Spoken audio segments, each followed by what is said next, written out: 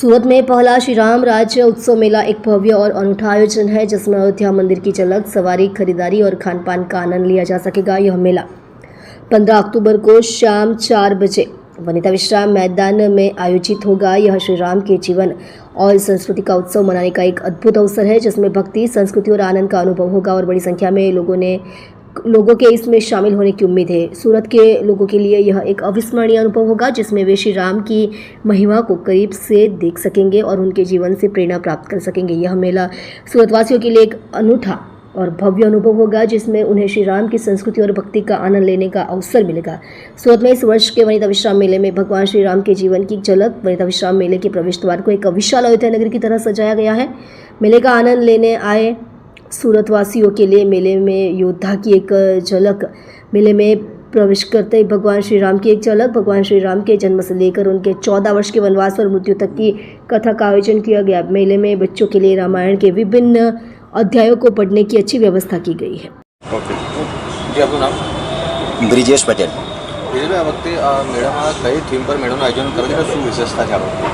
આ વર્ષે અમે રામ રાજ્ય ઉત્સવ મેળો એટલે કે અયોધ્યાની રામનગરી અમે બનાવવાનો પ્રયાસ અહીંયા કર્યો છે અને આ બનાવવાની પાછળનું કારણ એક જ છે કે અત્યારની જનરેશન એટલે કે બાળકોને શ્રી રામ ભગવાનના જીવન ચરિત્રની માહિતી ખૂબ જ ઓછી હોય છે।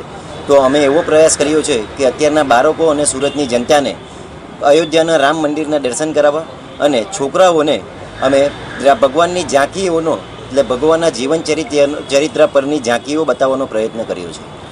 મેળા કેટલા દિવસ આ ચાલશે અને કઈ રીતે વિચાર આવ્યો આ આયોજન કરવાનો રામ મંદિર? આ મેળો 15 ઓક્ટોબરથી શરૂ થયો છે અને આવનારા 60 દિવસ સુધી આ મેળો ચાલુ રહેશે અને આ બનાવવાનો વિચાર એક જ કે 2025નું વર્ષ એટલે કે આખા ભારત દેશમાં જ્યારે રામ ભગવાન માટેના પબ્લિક ગેલી થઈ હોય તો આપણું સુરત કેમ પાછું રહી શકે, તો અમે એ ઉદ્દેશથી અમે રામ મંદિર બનાવવાનો પ્રયત્ન કર્યો છે। રાઇડ્સ કયા પ્રકારની રાઇડ્સ છે ને આ વખતે કઈ પ્રકારની નવી રાઇડ્સ મૂકવામાં આવી છે? આ વખતમાં બધી પબ્લિકને ભગવાન શ્રી રામના અયોધ્યા નગરીથી લઈને શોપિંગના સ્ટોલ્સ અને રાઇડ્સ પણ એવી વિવિધ પ્રકારની રેન્જર છે, સુનામી છે, ટાવર્સ, આ બધી રાઇડ્સ પણ આપણે આમાં આ વખતે લાવ્યા છીએ। બાળકો માટે શું વ્યવસ્થા છે? બાળકો માટે કે અત્યારની જનરેશનના બાળકોને ભગવાનના જીવન ચરિત્રની માહિતી મળી રહે અને ભગવાનના દરેક ઉદ્દેશની માહિતી મળી રહે એવો અમે પ્રયત્ન કર્યો છે અને એની જોડે જોડે બાળકો માટે શોપિંગ સ્ટોલ પણ છે અને બાળકોની રાઇડ્સ પણ આ વખતે ઉપલબ્ધ છે। ફાયર સેફ્ટીની કેવી સુવિધા છે? ફાયર સેફ્ટીની પણ બધી જ સુવિધા આપણે ત્યાં અવેલેબલ કરેલી છે। કેટલી કેપેસિટી છે?